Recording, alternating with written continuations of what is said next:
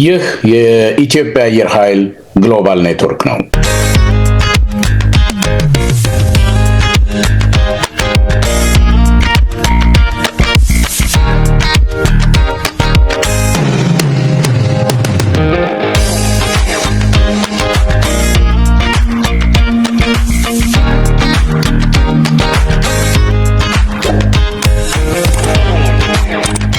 ጤና ይስጥልኝ ተመልካቾቻችን፣ ዛሬ አንድ ትልቅ እንግዳ ይዘን ቀርበናል። በጣም ሲኒየር የሆኑ ሰው ሻለቃ መርድ አባተ ይባላሉ።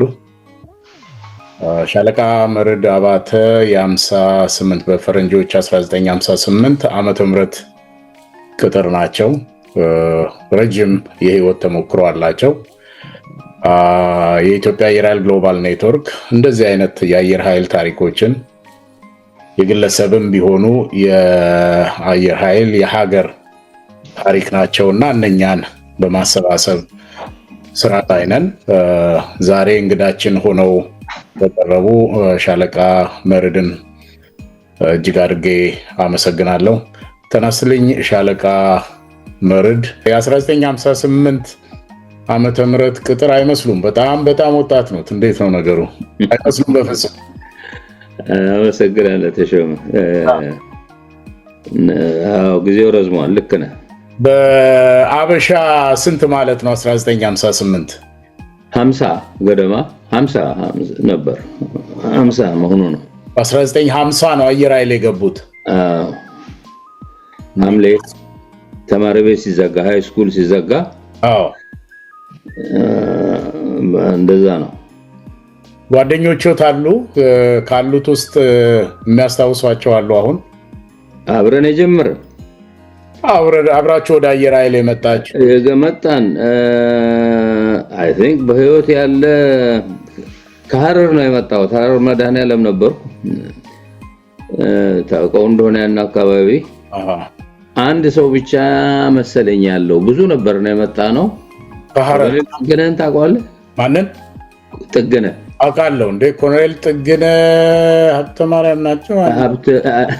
ሀብተ ጊዮርጊስ እሱ ብቻ ነው አሁን የቀረው በህይወት። እሱም ትንሽ ጤና አጥቷል። ብቻ እሱ ነው ያለው። የቀሩት የሉም። እሳቸውም የ58 ዓመተ ምህረት ቅጥር ናቸው። አብረን የገባ ነው። እሳቸው ከሐረር ናቸው እንዴ? አይደሉም? ከትምህርት ቤት የአዲስ አበባ ልጅ ነው እሱ። ግን ለሃይ ስኩል ሐረር መጥቶ አየር ኃይል አብረን የገባ ነው። እርሶ ሐረር ነዋሪ ኖት? እኔ እዛው ነኝ። እዛው ተወልደው ነው ያደጉት? እዛው ተወልጄ ከአያቶቼ ጀምሮ። ሐረር ከተማ የለም፣ ወደ ጋራሙለታ የሚባል አውራጃ ጃኖ የተወለድኩት እዛ ነው። ያው በኋላ ለትምህርት በልጅነት መጥቼ ድሬዳዋና ሐረር ነው የነበርኩት እና ከዛ ነው አየር ኃይልን የሰሙት? በ58 አየር ኃይል ገባሁ። እነማን መጡ? አበሾች ናቸው የመጡት? ትምህርት ቤት ድረስ ነው የመጡት ለምልመላ? እንዴ ያን ምልመላው ያን ዩኒፎርም ለብሰው በየትምህርት ቤቱ እየዞሩ ያው ተማሪ ያማልሉ ነበር። እንዳጋጣሚ ሁለቴ ነው የገባሁት። በ56 በፈረንጆቹም ገብቼ ነበረ። ክረምቱን ቆየሁና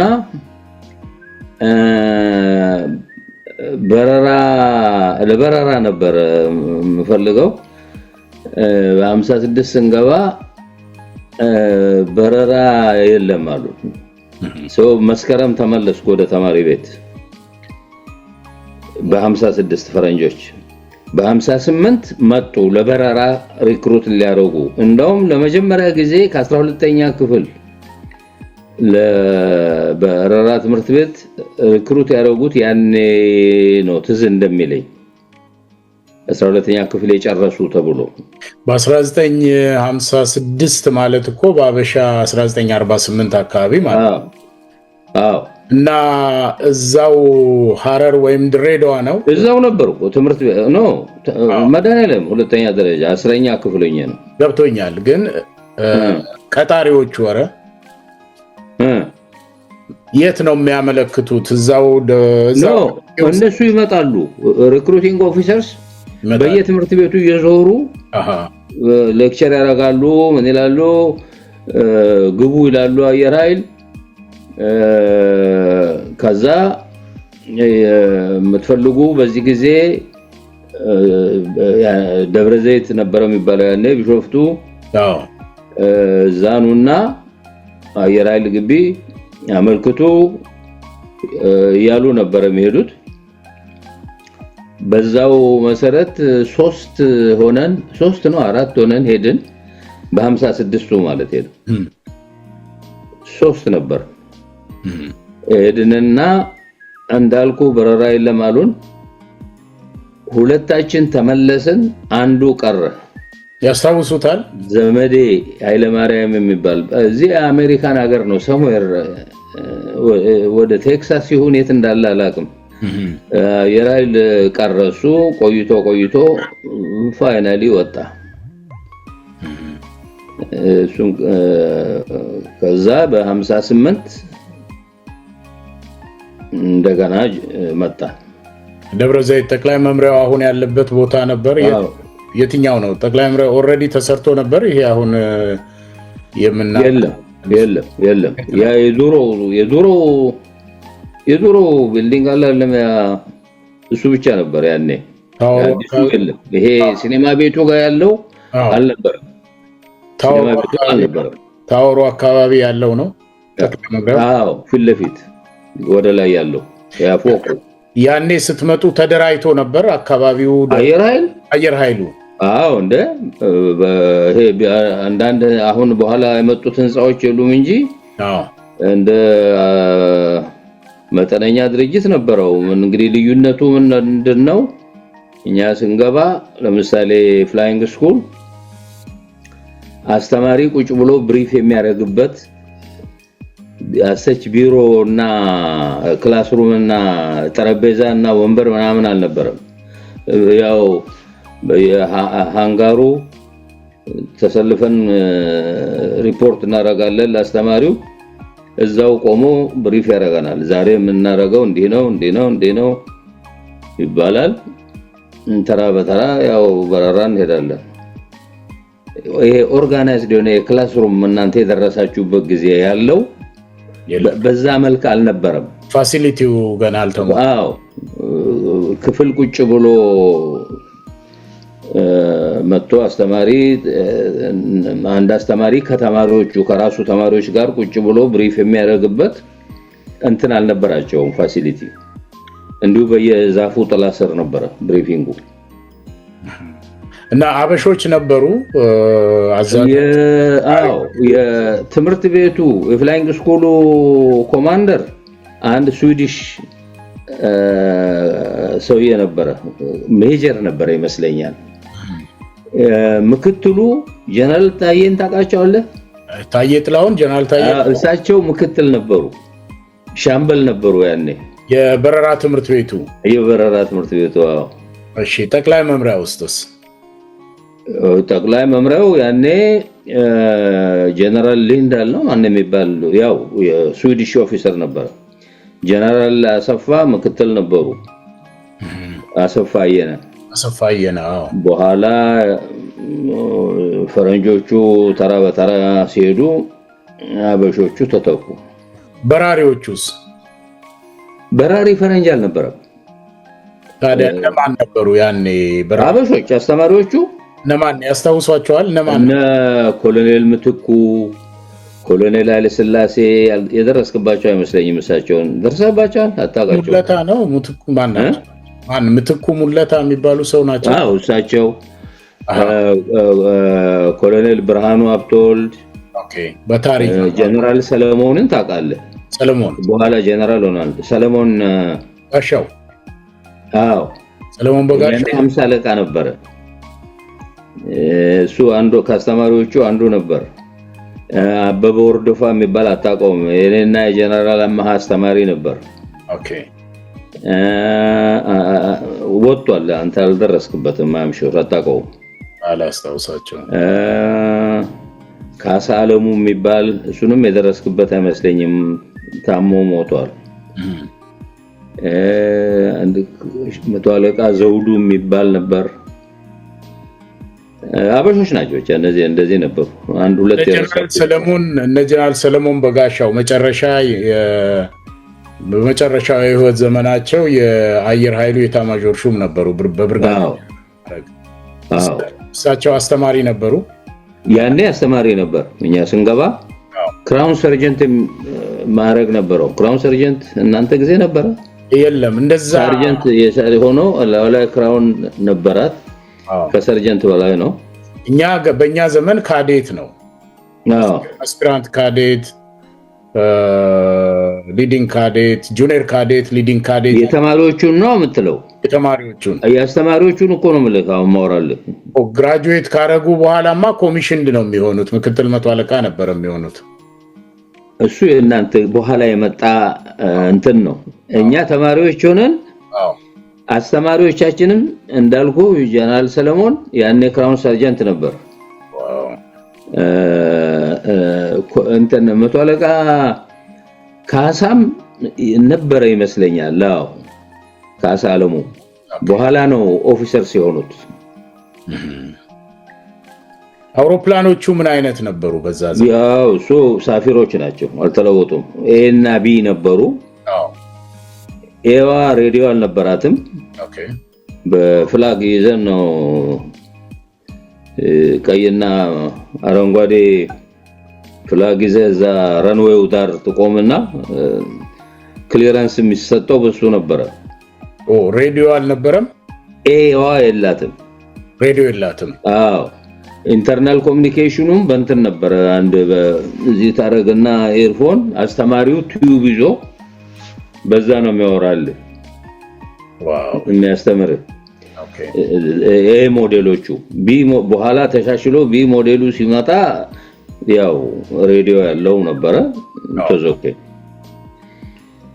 ይሄ ሬዲዮ አስተወሰኝ ኤ እና ቢው ሞዴል ሶሎ ከተለቀቀም በኋላ ሊያርፉ ይመጣሉ ታወሩ ግራ ገባው ሁለቱም ፋይናል ገቡ መጨረሻ ላይ ምልክት መስጠትም አስቸገረ ማ የቱ እንደሆነ ማወቅ አልተቻለም አውሮፕላኖቹ መልካቸው አንድ አይነት ነው ትክክል መጨረሻው ላይ ሊያርፉ ነው ሁለቱም የሚመጡት መጨረሻው ላይ አንዱ ላይ አረፈ መሬት ሳይነኩ ዋው ተነካኩ ተጋጭ አው አረፈበት ላይ የላኛው ደግነቱ ተጠግተዋል በቃ ሊያርፉ ተሽዳውን ሊደርሰዋል እሺ እና ያ ላይ ሲያርፍ ስር ያለው ደንግጦ ስቲኩን በሙሉ ገፋውና ወደፊት ረንዌው ዳር ክራሽ አረገ ተጎዳ ያኛው ልፍ ብሎ አረፈ ሲገፋ ተላቀቁ እና ላይ ያለው ወደፊት ሄዶ አረፈ ያኛው እዚህ ክራሽ አረገ ሬዲዮ ምንም አልሆነም ወጣ ተገነጣጠለች አውሮፕላኗ የሚከፈት ነገር የለም ተገነጣጥሏል እንደ ጎስት በቃ ብድግ ብሎ ወጣ አቧራ ጭስ በጭስ ሆኖ ብድግ ብሎ ወጣ ተሾመ የሚባል ነበር እሱ ያንተን ስም ይዞ የሚገርም ነው ወጣ እና ሬዲዮ ያለመኖሩ ነው ሬዲዮ ያለመኖሩ ነው ኢንስትራክሽን መስጠት አልተቻለም ጎ አራውንድ ምናምን ይሄ ቀይ ፍላጉን ማወዛወዝ ይቻል ነበር ግን ወይም ታወር ሊናገር ይችላል ለአትሊስት ላንዱ ግን የትኛው ነው የሚያረጋው የሚሄደው አይታወቁም እና የባሰ አደጋ ይሆናል ተብሎ በቃ ሁሉም ዝም ማለት ወደ መሬት እየተጠጉ ነው ለማረፍ እንዳልኩ ዝም ማለቱ በጀ ላይ ሆነው ቢጋጩ ሊሞት ይችል ነበር ወይ ሁለቱም ወይ አትሊስት ያኛው ሜዳውም 16 ነች ያቺው ሁለቱም ረንዌይ ነበር እናንተ በ10 ተጠቅማችሁ አታውቁም አይደለ 16 ቀያሚ ሜዳ ነው አጭር ነው በተራራው ላይ ነው ፋይናሉ እሱ መጥፎ ነበር ግን ይሄ አሁን ያልኩ ያው በመደበኛው ነው ያኔ ግን ጠባብ ነበረች 16 በኋላ ነው የሰፋው። ርዝመቱ ደህና ነበር። ረጅም ከመጥበቡ የተነሳ ቲዘር 3 ደርሳችሁባታል? ቲዘር 3 አልበረንም። ኦኬ ጄት ኳሊፊኬሽን በሱ ነበር የምናስተምረው። ኦኬ ፊትና ኋላ ነው መቀመጫው። ለአስተማሪው በደንብ አይታይም። ናይት ፍላይንግ ለማታ በረራ ሜዳዋ ጠባብ ስለሆነች ፈጽሞ አይመችም። በዚህ ምክንያት አስመራ እየሄድን ነበር ናይት ፍላይንግ ብናስተምረው። በሜዳዋ መጥበብ በኋላ ሰፋ የተወዘከ እና ትሬኒንጋችሁን ጨርሳችሁ ወዴት ሄዳችሁ? ወደ አስተማሪነት? እንግዲህ ያለ ፓተርኑ ነው ያወራሁልህ። እዚህና እዛ ወሬው እየሄደ ፍላይንግ ስኩል ጀመርን። በአመቱ ገና ግራጁዌት ሳናረግ ሶሎ ከሄድን በኋላ ግራጁዌት ሳናረግ ከአሜሪካኖች ጋር መንግስት ስምምነት ተደርጎ 0.4 ነበር መሰለኝ የሚባለው። ያ ስምምነት ተደርጎ የመጀመሪያው ግሩፕ አሜሪካን ሀገር መጥቶ ትሬን እንደሚሆነው መላክ ተጀመረ እና የትኛው አውሮፕላን ለምን ፐርፐዝ ነው የሚላከው? ገና ሳፊር ላይ ሆነ ተማሪዎች ሆነን እኮ ነው ወደ አሜሪካ መላክ ተጀመረ። የሳፊር ትሬኒንግ ከዛ በሙሉ አይደለም ሰው ያው ትምህርት ቤቱ ቅድሚያ እየሰጠ የመረጠ ሰዎች መላክ ጀመረ። በየ6 ሳምንቱ ይመስለኛል የተላክ ነው። የመጀመሪያው ግሩፕ እነ ጀነራል አማ ነበሩ። ሁለተኛው ግሩፕ እኛ ሆን ኦፊሰሮች ነበሩ አብረውን። በእነሱ መሪነት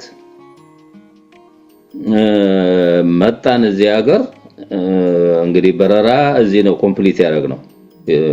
ብለን ጀመር። ላክላንድ ኤር ፎርስ ቤዝ ነው የሚጀምረው። ቴክሳስ ላንጉዌጅ ስኩል የሚሉት ቤዚክ፣ ፕራይመሪ፣ አድቫንስድ F86 ነበረ ያኔ። እዚህ በረን ሄድን ወደ 2 አመት። ሶስቱንም የበረራ አይነቶች ከቤዚክ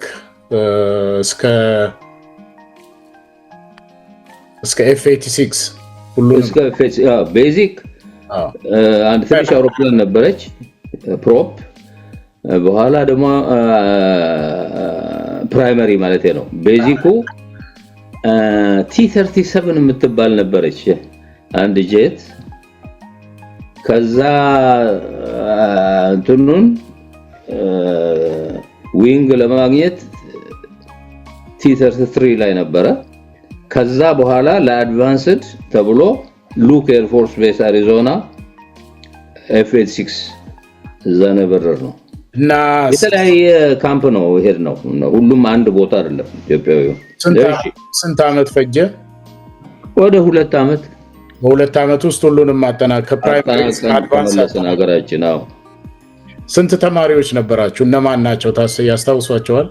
እንዳልኩ በየ6 ሳምንቱ ነው የሚላከው። 5 እንዲህ ይሆን ነበር የመጣ ነው። ከእኔ አብሬያቸው መጣሁት። አሁን ትዝ የሚለኝ አልደረስክበትም አንተ። ሻለቃ እስማኤል ክላስሜት ነበረ፣ ታሞ ሞተ። ሻለቃ ሽብሩ ነበረ። ኦፊሰሮች እንዳልኩ ነበሩ አብረው ነው የጀመሩ።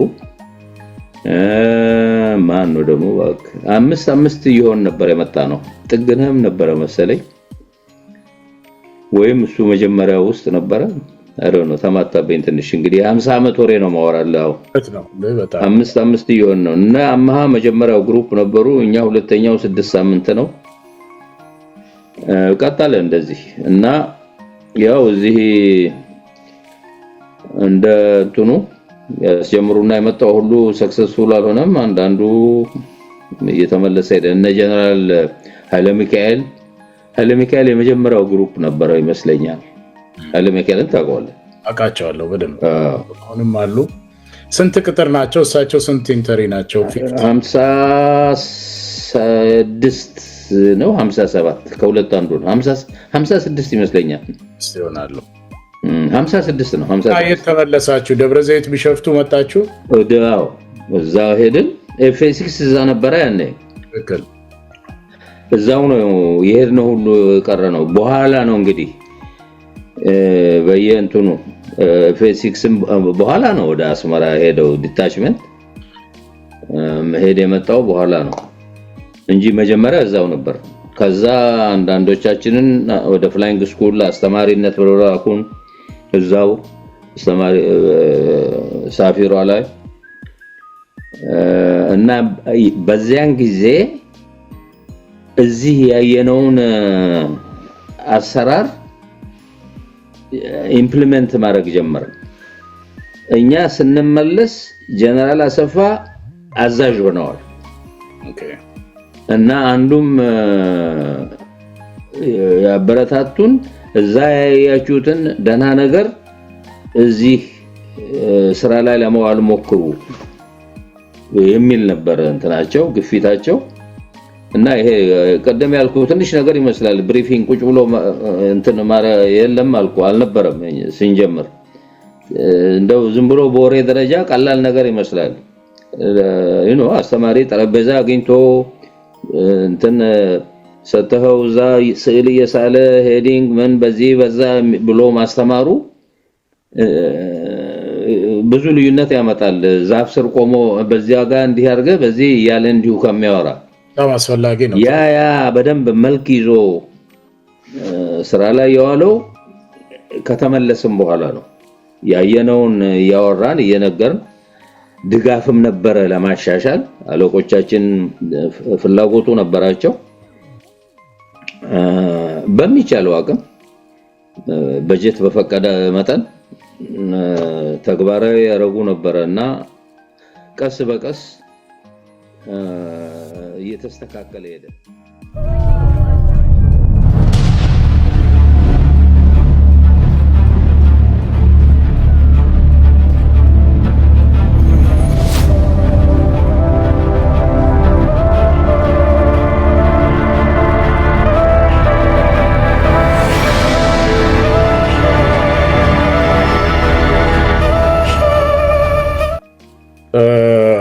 T33 ላይ ቆዩ እዛ ወዴት ሄዱ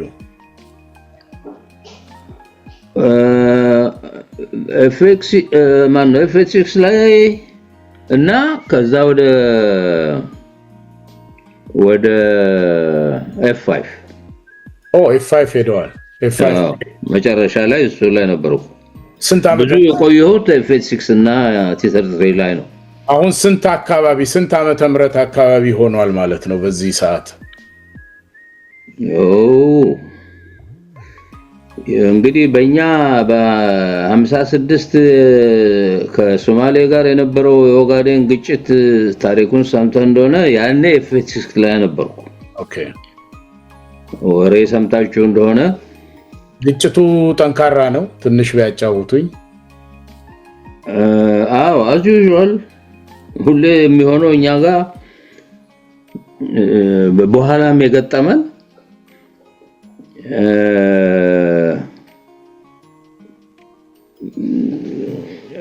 ለወረራ የተዘጋጀ ኃይል ነው የሚመጣው ምን ማለት ነው ቁጭ ካለው ከኛ ሰራዊት የተሻለ የታጠቀ በቁጥርም የበለጠ ሆኖ ነው የሚመጣው ለማጥቃት ተዘጋጅቶ የመጣ ነው እና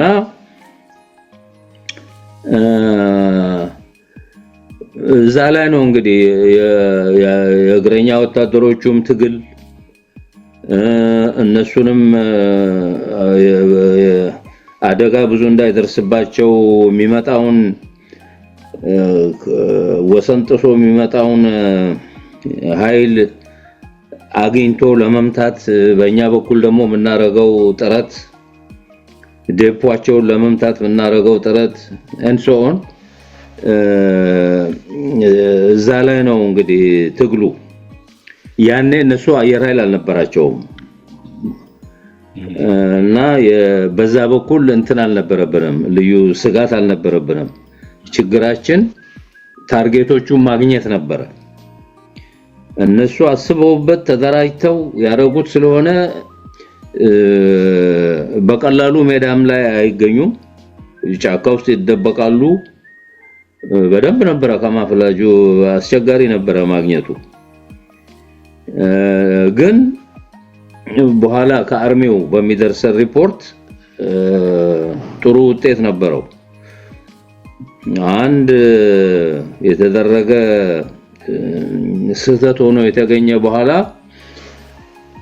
እንትን ኢንቴሊጀንስ ይሄ የአርሚ ካምፕ ነው ዴፖ ነው ብለው ነገሩን ፎቶግራፍ አሳዩን በረበራ ውስጥ ነው ይሄው እዚህ ጋር የጋርድ ዩኒቱ እዚህ ጋር መጋዘኑ ምን ብለው በደንብ አስጠኑን በደንብ አጠናን ትዝ ይለኛል ጀነራል ተጫኔን ታውቃለህ አትሊስት እሱን ታውቃለህ አስተምረውናል ኦኬ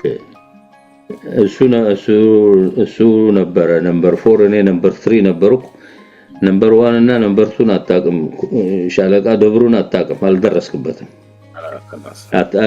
እና ዋናቱን አጣቃቸው ግን ስማቸውን ይጥቀሱ ምናልባት ሻለቃ ደብሩ ይመስለኛል ፎርሺፕ ሆናችሁ ሄዳችሁት ፎርሺፕ ነው አዎ አራት ነምበር 2 ዘመዱ ይመስለኛል እሱ እርግጠኛ አይደለሁም ሞቷል እሱ ሊደሩ ነበር እና በደንብ አጣናን ያንን የሰጡንን እንትን ያ ፎቶግራፉ እና ሄደን በደንብ መጣ ነው ልክ ስናርፍ ድሬዳዋ ተመልሰን ከድሬዳዋ ነው ኦፕሬት እናደርገው ጀነራል አሰፋ እዛ ነበሩ ይጠብቁን ነበር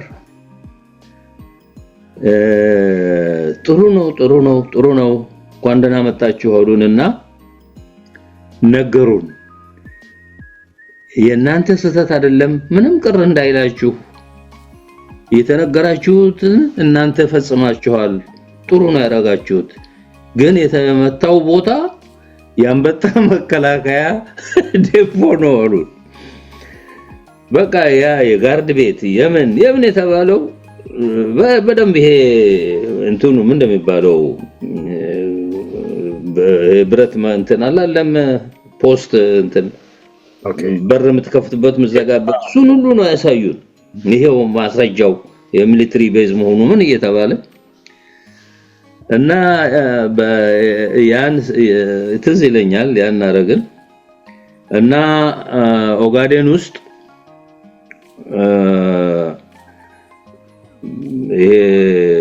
ሰርገው የገቡ ጫካ ውስጥም ያከማቹት በጥቆማም የተገኘ እሱ ሁሉ ተደበደበ ኤኒዌይ ውጤቱ መጨረሻው ላይ ያው የኛ ጦር በጥሩ ሁኔታ ወሰኑን አስጠብቆ ውጤቱ ጥሩ ነበር እስቲ አንድ ጥያቄ ልጠይቆት በዛን ዘመን የሶማሊያ ሚሊተሪ አደረጃጀት ከኢትዮጵያ ጋር እንዴት ያነጻጽሩት ነበር ኦኬ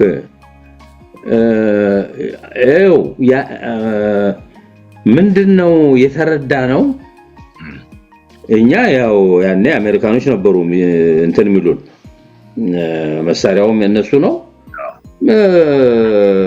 ቦምቡም ምኑም የሚመጣው ከዛው ነው ለአውሮፕላኑ የሚሆን ልክ ነው እና የተረዳ ነው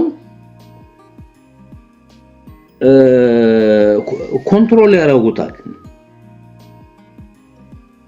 እና አንዳንዴ ችግር ይመጣና ከሌላ ገበያ ከአውሮፓ ተፈልጎ መገዛት አለበት በዛሬው ቋንቋ ጥቁር ገበያ እንደምትለው አይነት ነገር ያ ችግር ያመጣል እንግዲህ በመንግስት በኩል ነው ገንዘብ ጉዳይ አለ ውጭ ምንዛሬው ያልታሰበ ውጭ ይሆናል ገበያውን አፈላልጎ ማግኘቱና ያ የሚሰጠን አካልም እነዚህን ያው አሜሪካኖቹ እንዲያውቁ አይፈልጉም ብዙ ጊዜ እነዚህ የሚይዙት በመክንያት ነው እነዚህ ምልህ እዚህ ስላለው ነው አሁን አሜሪካኖቹ ማለቴ ነው ትክክል ነው የራሳቸውን ፖለቲካ ማካሄድ ሲሉ ነው እና ይሄ ችግር ነበር እና ሶማሌዎቹ ግን ያኔ ሶቪየት ዩኒየን ነበር እንትን የሚላቸው እና ድጋፍ ችግር የለባቸው በደንብ ነው የሚያገኙት በኋላ በተለይ ግልጽ የሆነ ልዩነት ነበር በጣም ግልጽ የሆነ በሁሉ ነገር ሰማይና መሬት ነበር እንትኑ ተባለ ያው ብዙ ህዝብም ተጎዳብን እንደምታውቁት ዋናው ምክንያት ያ ነው ተዘጋጅተዋል ለዚሁ ሲሉ የኋለኛውን ነው ማለት የ69 ያ ደግሞ አብዮት ብለን ኢትዮጵያ ውስጥ ትርምስ ነበር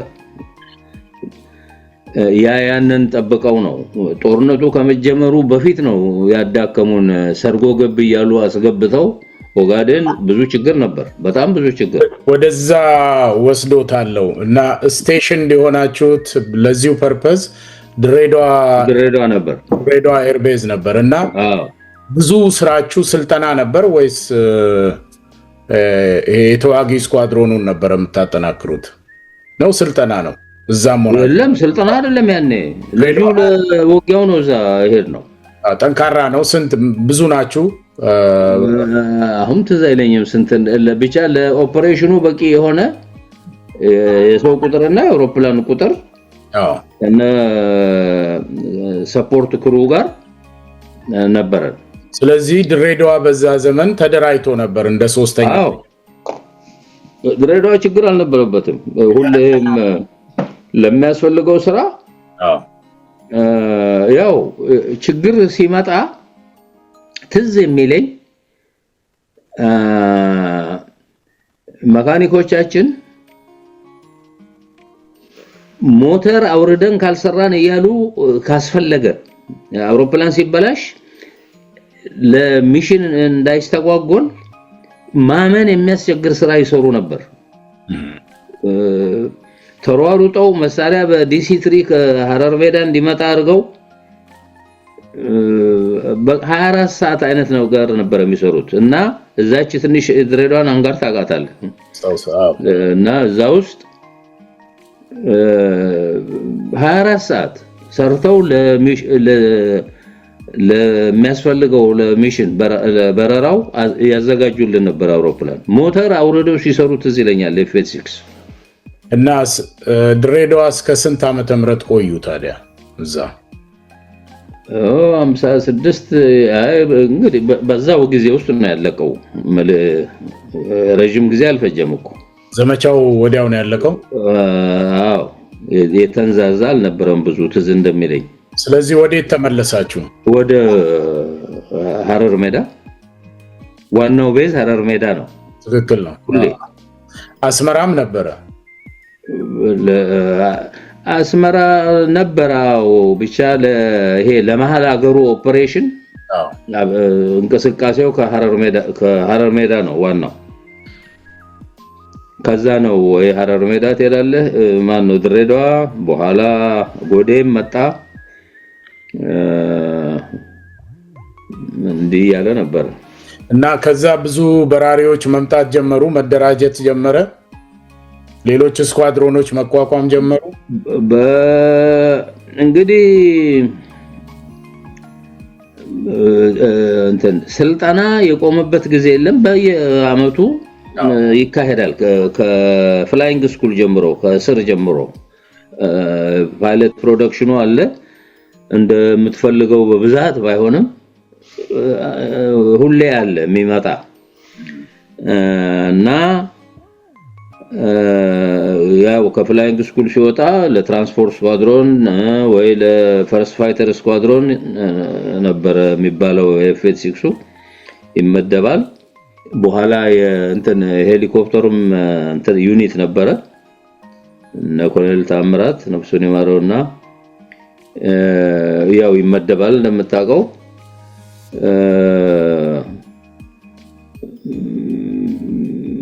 ወንዲ ውጥረት ሰው አነሰን ተብሎ ለነበረን ኦፕሬሽን እንደው ሲባል ውጥረት ትዝ አይለኝም ሪዝነብል የሆነ በቂ ሰው ለነበረው ስራ በቂ ነበር እላለሁ በወቅቱ የነበረው ከዛ በላይ ሰው ብታበዛም አውሮፕላኑም ቁጥር የተወሰነ ነው anyway ይሄን ያህል ችግር የፈጠረበት ጊዜ ትዝ አይለኝም የሰው ጥረት መጣ ተብሎ ደህና ነበር በርሶ ዘመን እንደዚህ ይሄ ኢንተርናሽናል ግዳጆች ነበሩ ወደ ሌላ ሀገር ዲስፓች አዎ ታንዛኒያ ትዝ ይለኛል ጀነራል አሰፋ ገብረ ጊዜን ታውቃቸዋለህ አጫዋለሁ እሳቸው ሶስተኛ ናቸው ስንተኛው የአየር ኃይል አዛዥ ናቸው ሁለተኛ ናቸው ጀነራል አበራ ከወጡ በኋላ የአብዮቱ ፈንድቶ እሳቸው ነበሩ እና አሁን ለጠየቀኝ ታንዛኒያ ዓመተ ምህረቱ ትዝ አይለኝም የኦፕሬሽን ኃላፊ ነበሩ እሳቸው ታንዛኒያ መንግስት ድጋፍ ሊሰጥ ፈለገ ታሪኩን ትንሽ ያጫውቱኝ ምን ተፈጥሮ ነው ታንዛኒያ ያው ታንዛኒያ ችግር ነበረባቸው የኔሬሬ መቼም የተከበረ መሪ ነበር አፍሪካ ውስጥ እና እነሱን ማን ነው ያስቸገራቸው ከጎረቤት ሀገር ትንሽ ችግር ገጠማቸው ፈረንጆቹ እዛ አካባቢ ያኔ ጤና አልነበራቸውም የደቡብ አፍሪካዎቹ ሳይሆኑ የነሱን ተገና አድርገው እዛ አካባቢ ነበሩ እነ ሮዲጂያ ምናምን እና ኢትዮጵያ መንግስት ለማንኛውም እዛ ዲታችመንት መላክ ፈለገ እና T28D ነበር የሄደው ትዝ እንደሚለኝ እነ ጀነራል አምሃ ነበሩ ያኔ ሄዱት ያ ይላክ ሲባል ሐሳቡ ሲመጣ ብዙ ደስ አላላቸውም ጀነራል አሰፋ ያው ውስጥ ያለውን ኃይል ማዳከም ነው በሚል እና ትዝ የሚለኝ ያን ኦፕሬሽን ስም ሰየሙት ኦፕሬሽን ቢግ ስትራይድ አሉት ከአቅምህ በላይ ስትንጠራራለ አይደለም ቢግ ስትራይድ በዛ አይነት ስም ሰየሙት ቢግ ስትራይድ ብለውና ትንሽ አሳቁን በወቅቱ ለማንኛውም ጥሩ አገልግሎት ሰጥተው ነው የተመለሱት የሄዱት በጣም ጥሩ ነበር እዛ ውጤታቸው እዛ ሄደዋል የት ነው ዌስት አፍሪካም ወደ ናይጄሪያ ይሁን እንዲሁ ተሄዷል ጥሩ ስም ነበረው አየር ኃይሉ በጣም መንግስት ድጋፉን በየጊዜው ይሰጥ ነበር በጣም ጥሩ ስም ነበረው ሾው ሲደረግ ትዝ ይለኛል ጆሞ ኬንያታ ከኬንያ መጥተው ሾው ለሳቸው ተደርጎ ታርጌት ሲመታ ተኩስ ምናምን ነበረ ሾው አይተው በጣም ተደስተው በቃ አፍሪካ በቃ የሁላችንም አየር ኃይል ነው ብለው ትንሽ ታርጌቱ ወደ ኃይሌ ጋራ ወደዛ ነበር የሚደረገው ለእንደዛ አይነት ጊዜ መንገዶቹ ማየት እንዲመቻቸው እየተባለ እና ጥሩ ነበር እና ቀጥለው ወደ F5 ሄዱርሶ በኋላ እሱ በኋላ ነው ብዙ አልቆየሁም F5 ላይ እዛ እንደ ላይ እንደሆንኩ ያው ይሄ አብዮት መጣና ነገሮች አተረማመሰ ግን መጨረሻ ላይ እዛ ነበርኩ F5 ላይ ነበርኩ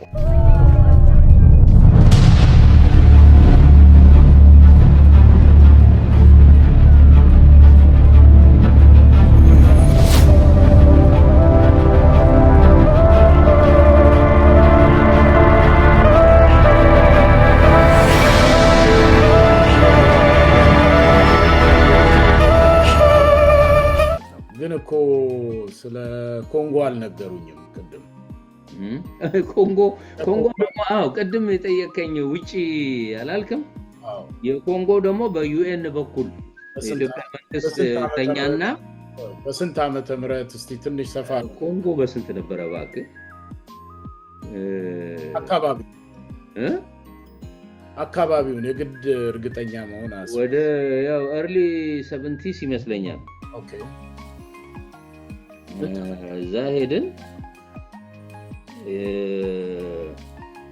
ከኛ በፊት ሄዱ ነበሩ ሁለት እኔ ሲሄድ ሁለተኛ እንትን ነው መጀመሪያ ሊዮፖልድቪል የሚባለው ዋናው ከተማ ነበር ስሙ ያኔ ሊዮፖልድቪል ነበር እዛ ሆነን ሞቡቱ የሚባል ሽፍቶች መሪ ነበር በኋላ ኃላፊ ሆነ መሰለኝ ካታንጋ ሚሏት ፕሮቪንስ ሀብታማ ፕሮቪንስ ካታንጋ ነች እዛ መሄድ አለባችሁ አለ ዩኤን ኤፍ86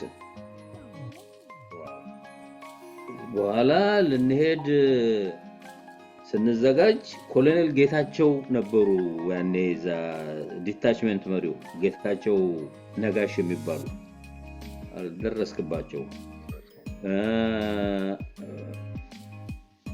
የተሰጠን ማፕ 1 to 500,000 ነው ኖርማሊ 1 to 1 ሚሊዮን ነው አይደለም የዘመንበረው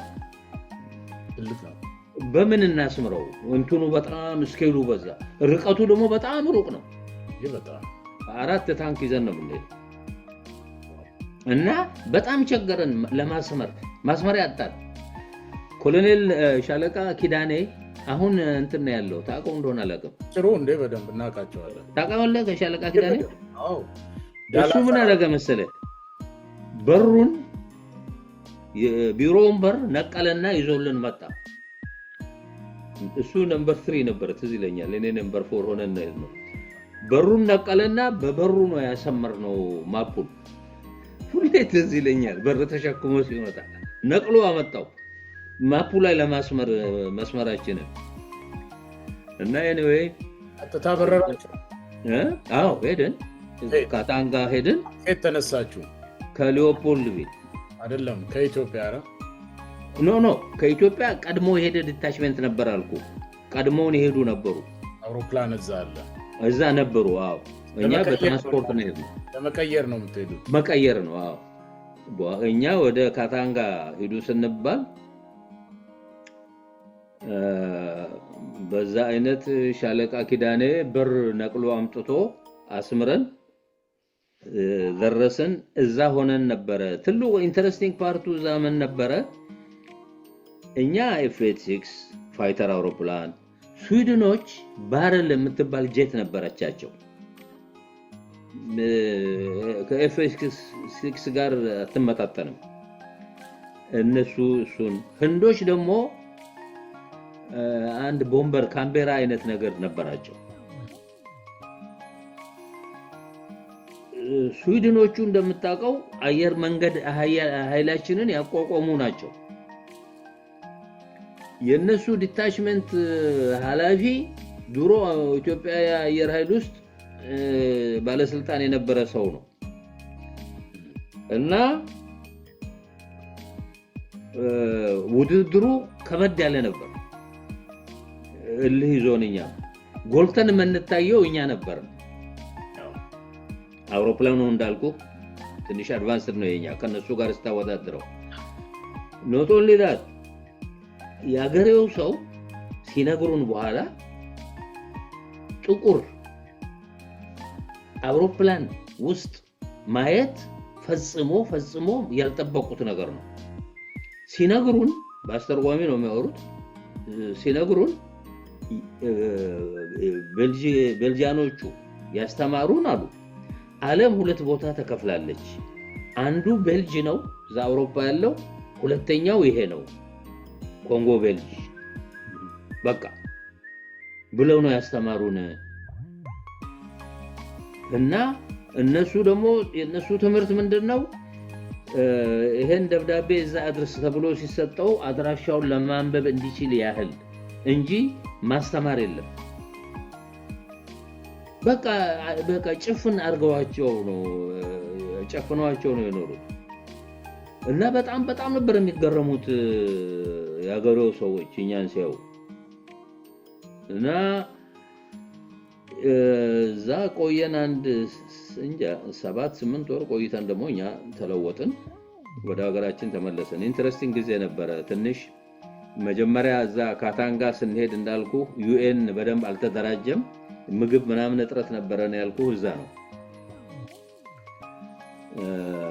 ግን በሄድንበት መቼም የኢትዮጵያ ጦር አርሚውም ነበረ አርሚው ሌላ ጋር ነው ስሙን የሀገሪቱን ስም አስከብሮ ነው በሄደበት እና ሚሽናችሁን ጨርሳችሁ መጣችሁ አዎ በደንብ አገሩ ሲመለስ ብቻ ነው ክብሩን የማያገኘው እንጂ የኢትዮጵያ ሰራዊት በሄደበት ቦታ ኢትዮጵያን አስከብሮ ነው የተመለሰው በሄደበት ቦታ እንደዛ ነበር